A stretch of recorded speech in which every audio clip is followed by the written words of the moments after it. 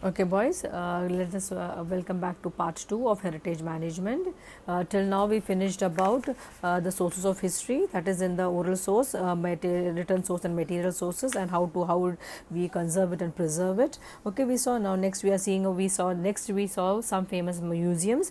We finished Louvre Museum in France and British Museum in England, a National Museum of Natural History, United States of America, museums in India. We started, and now we will look the next one, that is, and we also saw well-known institutes and universities which offer degree or diploma course in museology. Okay, fine. So now we move ahead with the next Vastu Grihalaya, that is in India, around over there. Clear? In Mumbai. We will do it in the next slide, boys.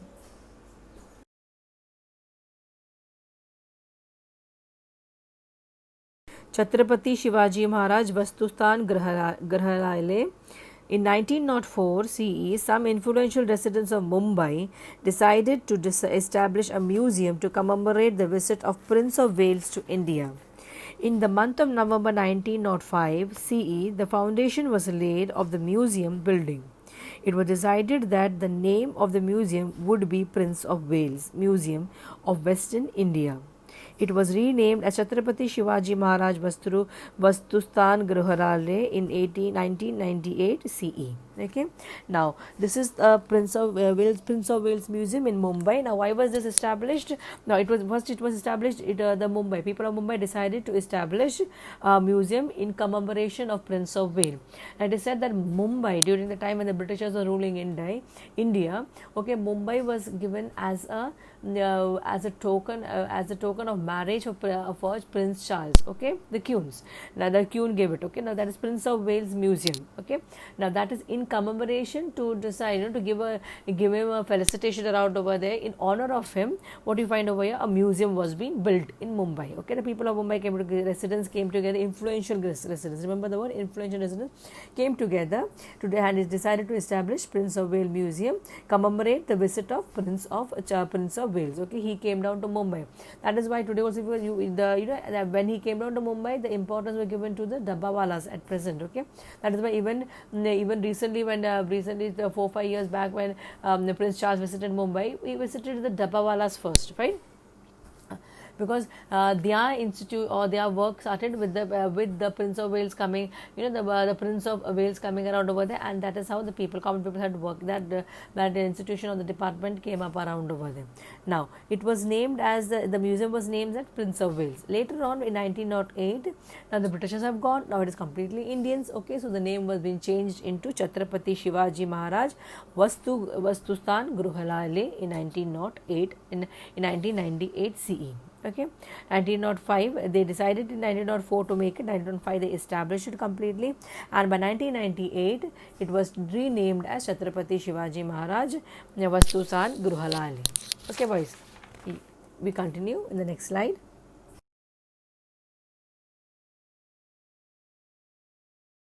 The building of the museum is built in Indo-Gothic style. It has been given the status of Grade 1 heritage building in Mumbai. The museum houses about 50,000 antiquities divided into 3 categories: art, archaeology and natural history. Okay, the building is in the building what you can see in the picture of the Chhatrapati Shivaji Maharaj Vastustan Grihalaya, which was early known as Prince of Wales. Okay, it was built in Indian Gothic style. The style of the structure, the style of the entire museum has been given over here. It has been given the Grade 1 heritage building in Mumbai. The museum has what does the museum have in it? It has about 50,000 antiquities divided into 3 categories. 3 different categories it has been divided. Clear? One is art, and one is archaeology, and the third one is natural history. Clear, boys? Now we shall do the third part, that is the third session, that is libraries and archives. So you all ready? Let's start. Libraries are the storehouse of knowledge and information. Library science is very closely related to management science, information technology, and the field of education. Libraries perform various tasks like collecting books, arranging them systematically, conservation and preservation of those books, dissemination of information sources, etc. Many of these tasks are completed with the help of computerized systems. To make a book available to a reader as per the requirement is the most important aspects of history of library management. Now, what do you find in this? Now, libraries are the store. It's said to be the storehouse of knowledge. Library is said to be the storehouse of knowledge because whatever information, even if you go to your school library, you will find a source of books, reference books being kept around over there. Where some books which can even charge you up, which can enlighten you too. Okay, now so that is why it is called, the libraries are called the storehouse of knowledge. Clear? Now, closely related to the management like science, technology, information technology, and the field of education. Now, what do the libraries do? The libraries perform the various tasks of collecting the books, and then they keep it order wise. Okay, history books, history category coming up around over there. Okay, history behind history, all the historical documents. Now, all these libraries maintain this records. Okay, collected and arrange the book systematically, conserve and preserve. Now, books, papers, by the course of time, as you suppose, even if you buy a book today, after 10 years when you say, you remove the book and look, the paper will tamper, the paper will become bad. So we have to preserve those books, and these books are to be conserved also and kept for future research studies or for references. Okay, for that purpose, the proper conservation, proper chemical treatment has to be given, proper brushing of the book also have to be done, so that it has been preserved for a long period of time.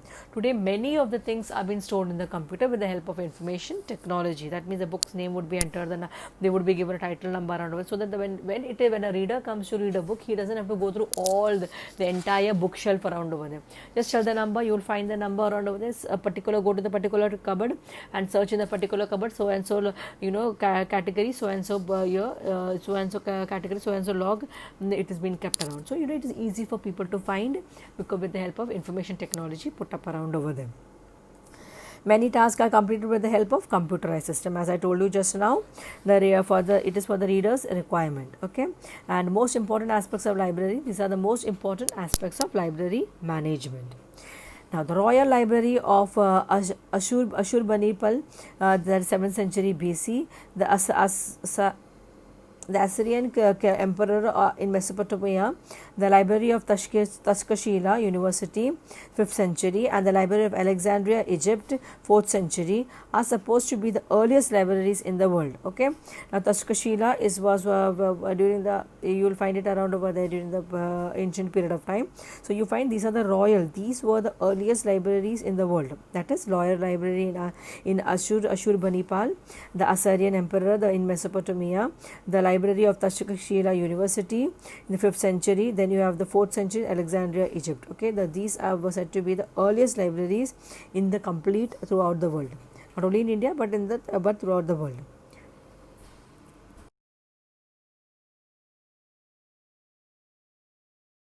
Saraswati Mahal Granthayalaya is library. Okay, in Tanjavur, Tamil Nadu was built in 16th century, 16th to 17th century during the times of Nayak dynasty.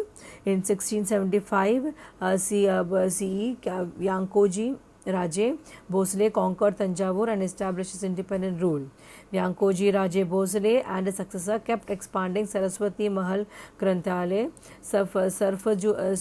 Sarofji Raje Bhosle contributed the most in this expansion. In 1918, the library was renamed as the Tanjavur Maharaj Sarfoji's Saraswati Mahal Library in his honor. Okay, now what you find, Saraswati Mahal Granthayalaya, that was in Tanjavur. Now Tamil Nadu was said to be what it was been established in the 16th and the 17th century. Okay, now that time during the Nayak dynasty. Now who was the king around over there? It was Vyankoji Bhosle.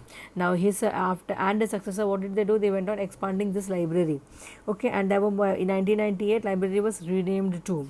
Now the Granthayalaya contributed to the Granthayalaya, that means he and his successors, whoever came in after him. Okay, they went on expanding, putting up the museum, putting up different books into it. Okay, so that people could even refer and read around. It was Saraswati Mahal Granthayalaya. Later on in 1918, it was been renamed as the Tanjavur Maharaj Sarojji Saraswati Mahal Library. Okay, that was being renamed in 1918. Is it clear? Now, coming down to the next paragraph, there are several noteworthy libraries in India. For instance, National Library, Kolkata, New Nehru Memorial Museum and Library, Delhi, State Central Library, Hyderabad, Library of Asiatic Society and David Sassoon Library, Mumbai, etc. Okay, so what you find over here, as we went throughout the world around over there, even in India you have got many libraries. Okay, now the famous or the noteworthy libraries, what everybody, suppose if you go to Delhi, you will surely visit this library or the museum around over there. Clear? Now that those are the Kolkata National Library, that is in Kolkata. State Memorial Museums and Libraries in Delhi, State Council Library in Hyderabad, next Library of Asiatic Society and David Sassoon Library in Mumbai. These are the two libraries found in Mumbai, David Sassoon Library. Now, from the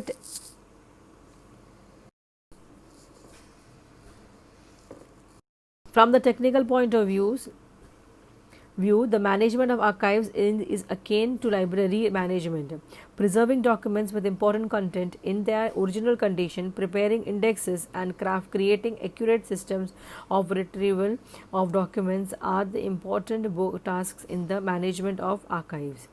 Documents from the archives are used. Are supposed to be very reliable.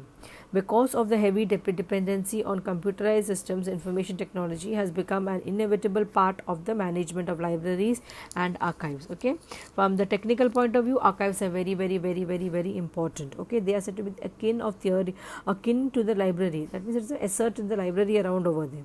Preserving the documents and maintaining it for further studies or research study is very important. A big job, and the task has to be managed in a very systematic order. The documents from the archives are supposed to be very reliable. Reliable means it is mean that we have a complete written material source available around over there.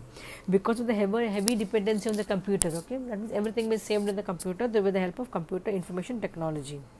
Okay, and that is why libraries and archives are being maintained and managed properly.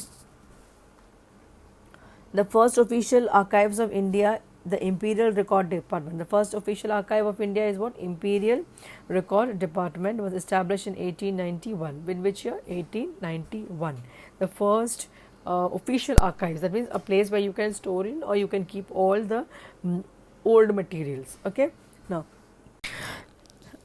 in 1998, the then President of India, Honorable K.R. Narayanan, opened the archives for public. It is a department under the jurisdiction of the Ministry of Culture of India, Indian government. The documents have been preserved here in a chronological order from 1748.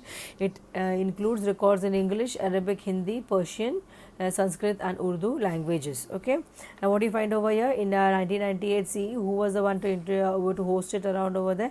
It was A.K. Narayan. He opened the archives for the public. That means it was open for public, where public could go for references. It is a department under this department is under the jurisdictions of Department of History. For Ministry of Culture and Indian government. Okay, under this department the jurisdiction has been come in, and that is what has been it has been introduced. It has been honored to it has been Honorable Prime Minister, Honorable President K.R. Narayan opened the archives for the common people too. Okay, the documents have been preserved here in a chronological order. All the documents have been kept in a chronological order. Chronological order means A, B, C, D, and or it can be from the age by 16th century, 6th century, 5th century, 5th, which is the 5th century, 6th century, 7th, 8th, 9th, 10 in this systematic manner. Now this includes what? It includes the archives includes in English, maintained in English, Arabic, Hindi, Persian, Sanskrit and Urdu languages. Now all these type of people, all these language people have come down to India, stayed in India, okay, ruled us for a period of time around over there, and that is how these archives have been available too.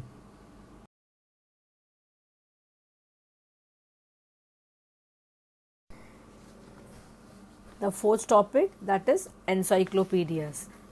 Encyclopedia is a systematic compilation of information or knowledge of various topics. The information or knowledge is in encyclopedia is arranged with a specified method. Organizing available knowledge and making it accessible is the main objective of encyclopedia. Now what is the main work of the encyclopedia? Whatever they have maintained, okay, that has to be given to the people. Okay, that means people should make use of it. So make it accessible. Making it accessible is their main source around over, main duty in the encyclopedias. Okay, Okay, now you have a systematic compilation of information or knowledge of various topics. All these various topics are being kept in a proper order, have been preserved. Now let's look what are the benefits of encyclopedia. Encyclopedias make vast volume of knowledge accessible to readers. Okay, that means you have reference under that reference. Suppose you are looking into the fossil of a dinosaurs. Okay, so they will be giving you references through which you can go through it. It's a vast knowledge. Clear? Now it makes you its knowledge is accessible for the readers too. Now it can help in satisfying their curiosity. It can help in what, suppose if you have some curiosity, if you want to know about something or about a bird or about a plant. Okay, this encyclopedia will give you a deeper, you will give a scientific explanation for it, as well as the historical where it was being found. Okay, in this manner to give you more knowledge. Now, encyclopedia provide fundamental information on any topic in order to understand it properly. It gives you a fundamental information of any topic under the earth. Okay, so that the reader is happy and understands to read it properly. Thus, the reader gets motivated to read extensively. So what you find over there, the reader gets to read the book extensively in a long stretch around over there.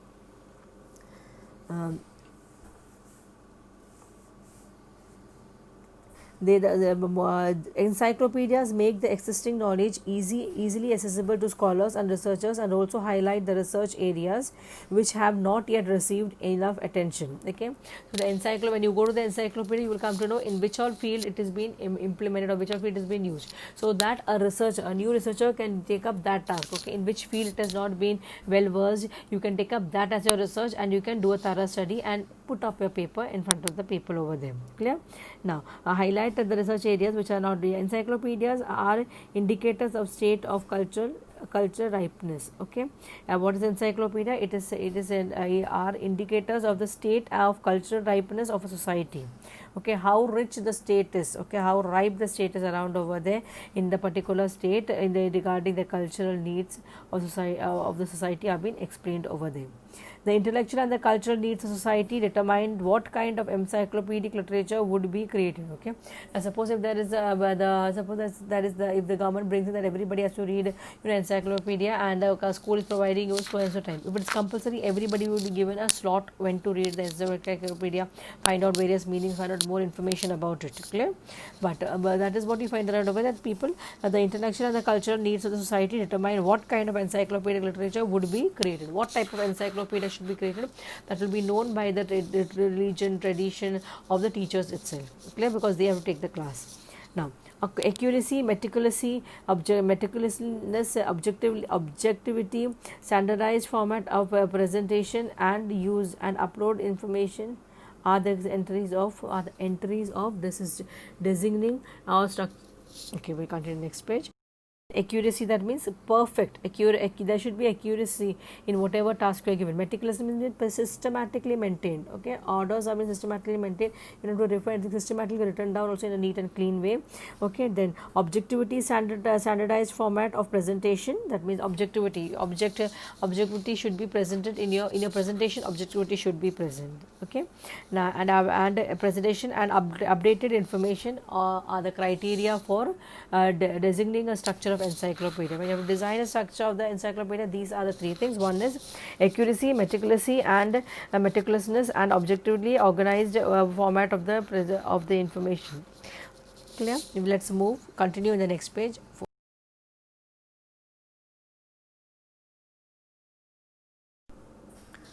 Encyclopedias are arranged either in alphabetical order or according to the order of topics. The type of order is decided by keeping the convenience of the readers in mind and the ease of accessibility to the information.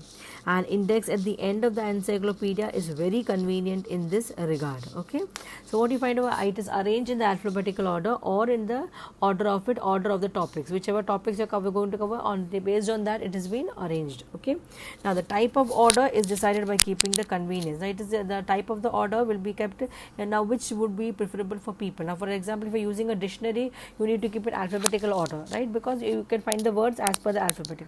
Now, here the order is being selected means what, now if they're talking about plants, okay. Now, if I go alphabetical order, then in between animals and plants coming in. Now, I can categorize this.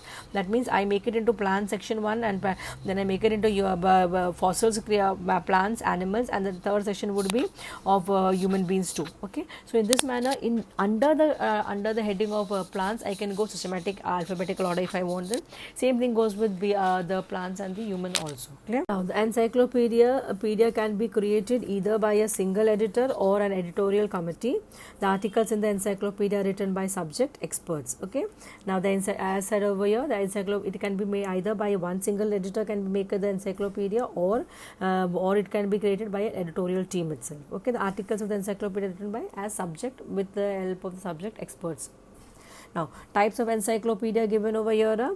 Encyclopedia can be approximately divided into 4 types: dictionaries, comprehensive encyclopedia, Vishwakosh, okay, then an encyclopedic literature, that is Kosh Sadrush, and the next one, fourth one is indexes, okay. We shall do one by one each. The first one is dictionaries. Dictionaries arrange the words in a language in certain order, that is alphabetic. Words and language, the meanings have been given, whether it is an adjective or a verb or a noun, okay. All this has been explained up around over there. It gives meanings of words, synonyms, and etymology. There are various types of dictionaries: comprehensive dictionaries which include only certain types of words. Dictionaries of terminology deals with terms peculiar to a branch of knowledge. Etymology dictionaries, thesaurus dictionaries of idioms and proverbs, etc. Okay, so you have dictionaries of all these types. Thesaurus are around over there. The different synonym words used over there. Next around over here is the dictionaries of idioms. Okay, now idioms all have done, my dear boys, in English. Okay, that is, you have different dictionaries for it also been maintained. In the dictionaries, everything is in an alphabetical order. Right, there are various types of dictionaries. That either comprehensive dictionaries or dictionaries which include only certain type of words, like as given over here. Now terminology has been given. It can be dictionaries of thesaurus, or it can be etymology dictionary or thesaurus, or it can be dictionaries of idioms. Okay, that's a very specific type. Is it clear? These are the types of dictionaries found over here. The first about dictionary. Types of encyclopedia. First one is dictionary, which we covered just now. The second one is comprehensive encyclopedia. Now the word comprehensive itself means in-depth. Okay, in-depth study around over there. That is Vishwakosh. Vishwakosh means almost the entire world cover up around the Vishwa. Okay. Now there are 2 types of Vishwakosh. One, it includes all subject under the sun. For example, Encyclopedia Britannica, okay, or the Maharashtra Dhyan Kosh. These are said to be, or Marathi Vishwakosh, etc. These are said to be the one which covers the entire thing. Okay, this includes all subjects under the sun. Under the sun, whatever subjects are there, everything is being put up in this Vishwakosh. The first part, that is it includes all subjects. Okay, that is examples are given over here. Encyclopedia Britannica, which is in volumes being set up around over there. Everything is covered. Next, Maharashtra Dhyan Kosh, which is in Mumbai, kept around over there. About Maharashtra Dhyan Kosh, about Maharashtra being told over there, or the Marathi Vishwakosh, etc.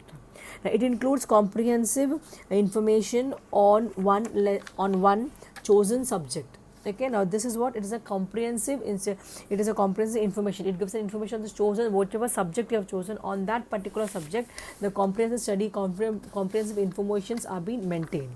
Example, Bharatiya Sanskriti Kosh, Vyam Dhyan Kosh, etc. Okay, so Bharatiya Sanskriti means it will be only telling about the Indian tradition. Clear? But Sanskriti around means traditions. Okay, but tradition, culture and tradition around only that part it will be telling around. It will be detailed study in that. Clear? We will continue the next slide.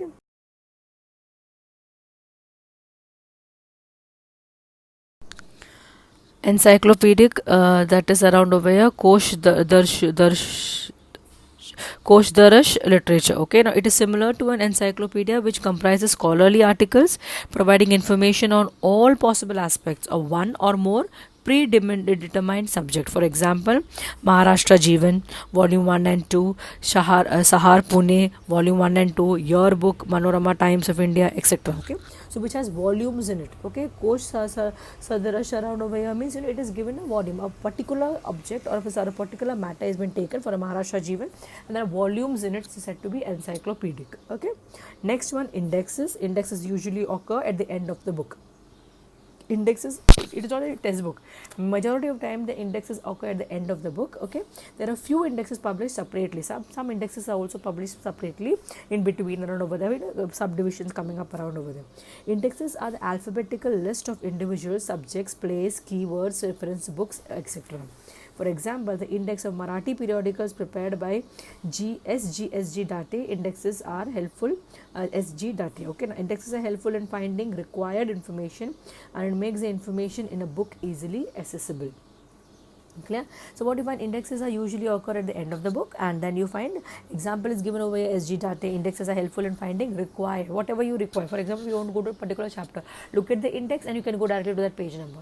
Now some index, majority of the time the indexes are the last end after you make the entire lot. Okay, then you put the indexes around over there, and sometimes the indexes are also separately printed. Okay, that means in between it may come around, the subtopics are a bit related.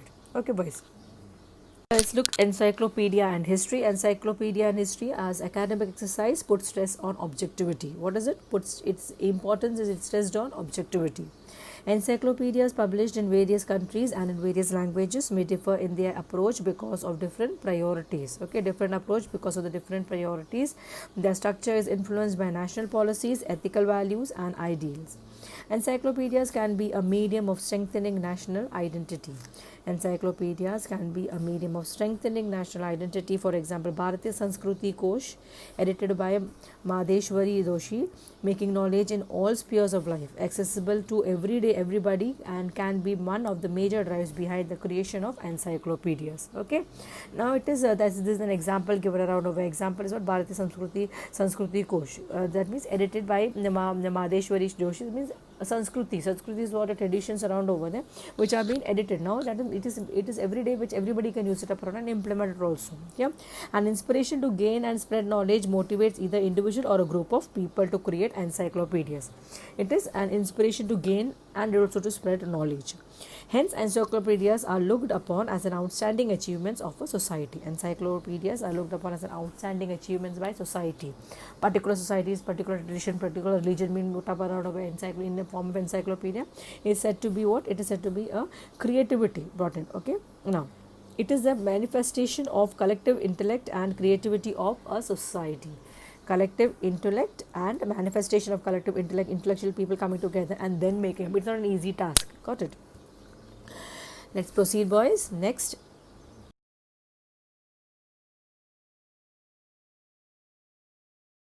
Encyclopedia on history related subjects. There is a rich tradition of creating encyclopedias on history related subject. Bharatiya Vishwa Varshya Prachin Atistic Kosh by Raghunath Bhaskar Godbole is the earliest encyclopedia of this kind. It includes information about various individuals and places in ancient India. Okay, about the ancient India, the culture, the traditions is been mentioned around over here. According to the editor, those individuals who lived in the Bharat Varsha earned a name for themselves. You know, they had the name for themselves. As a man, they are a name, for the wife they are a name. Okay, and the land, the son, the daughters, the rivers, the mountains, everything in specific had a specific relation around over there. Okay, they had themselves been known to the entire world, and where whatever their history is given in this, it has been clearly given in this encyclopedia. 23 volumes of Maharashtra Dhyan Ghosh, edited by Sridhar Venkateshwar Ketar, was available. The major drive for this is what? It is to facilitate wider access to the knowledge and to expand the intellectual sphere of Marathi speaking people. That was the main reason why this Maharashtra Dhyan Ghosh was being edited by the editor. Okay, now his far reaching view of history which is reflected in these volumes. There are volumes in it which explains the the importance of Marathi and the Maharashtra people around over there. The next one we will go through now.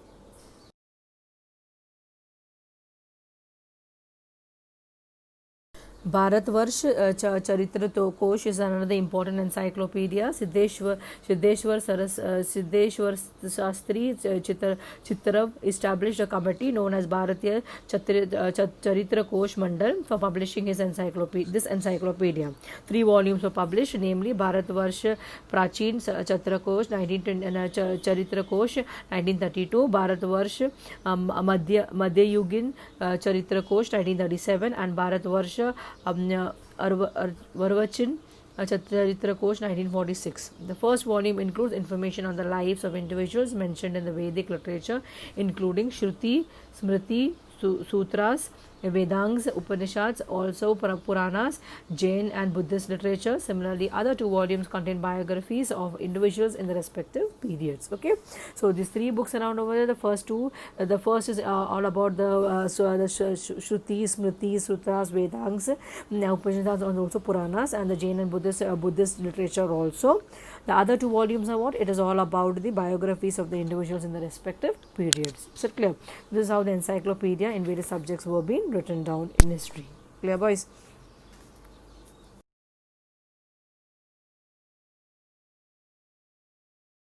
The next one, Sthal Kosh, geographical information. Sthal means place. Okay, now geographical information is essential for historical studies. Encyclopedias giving information about historical places are available. Now let's look at some of the Stanpoti or Sthal Kosh. Okay, first one, 14th century. Stanpoti is an encyclopedic text which is composed by Muni, Vyas and Mahanabhav and Mahanabhav sect means sections. Okay, it describes all those places visited by Chandradhar Swami, the founder of Mahanabhav sect. Okay, boys.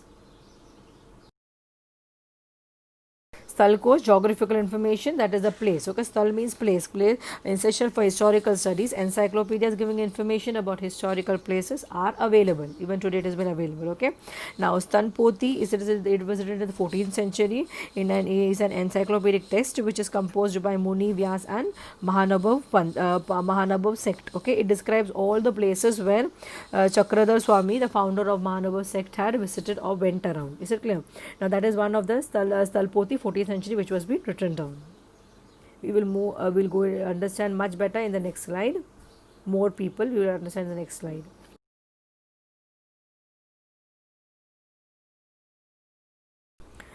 It gives us the inkling about Maharashtra in those days, how the people lived in those days. It also gives details about the time, place and background of the events described in the Leela Charitra. Hence, it is a very good source of writing about the life of Chakradhar Swami. Okay, now that means if you want to know the life of Chakradhar Swami, this encyclopedia you can refer to, which will give you the Stalkosh means telling about even about Chakradhar Swami too.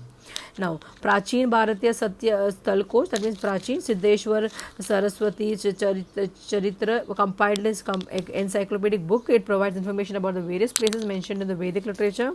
Kautilya Astra Shastra, Panni's grammar, Valmiki's Ramayan, Mahabharata, Puranas, medieval Sanskrit literature and Shabdakosh. Also in Jain and Buddhist literature, in Greek, Chinese, Persian literature. Okay, that is what you find out. Second one, Prachin Bharatiya. What all information is given. Okay, so you can refer to this book around over the encyclopedia for further studies on these topics. Clear? Now, Vishwakosh, the first Chief Minister of Maharashtra, Honorable Shri Yashwantrao Chavan, initiated the completion of Marathi Vishwakosh through Maharashtra Rajya Sahitya Samruti Mandal, with a view to enhance the sphere of Marathi language. The first Honorable, the Chief Minister of Maharashtra, that was Yashwantrao Chavan, he took the initiative of completing the Marathi Vishwakosh, okay, through Maharashtra Rajya Sahitya Samskruti Mandal, through this Mandal. Okay, now that was in the sphere of Marathi language. The work was done under the guidance of Tarkriti Lakshmi Shastri Joshi. It contains knowledge about all possible subjects in the world. All possible subjects in the world have been covered in this Maharashtra Vishwakosh. Okay, now it also contains very important entries about history also. Which played an important role, have also been maintained in this Vishwakosh. Okay, next one, Bharatiya Sanskriti Kosh. The Sanskriti, I told tradition. Okay, 10 volumes of Bharat Sanskriti Kosh were edited and published by Mahadeshwar Joshi. Okay, now 10 volumes. This volume 1, volume 2. Now these volumes are very big fat books. Okay, boys.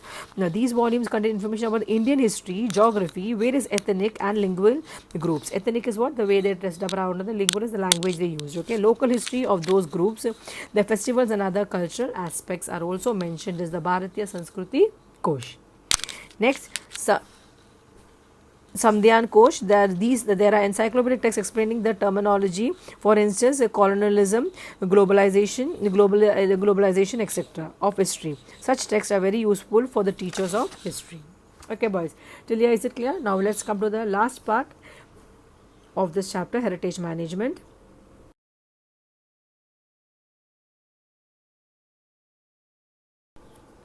Now, in the last part of the chapter, we will see why this chapter is very important. School, college, and university teachers of history can find ample opportunities in the field of publication of encyclopedias.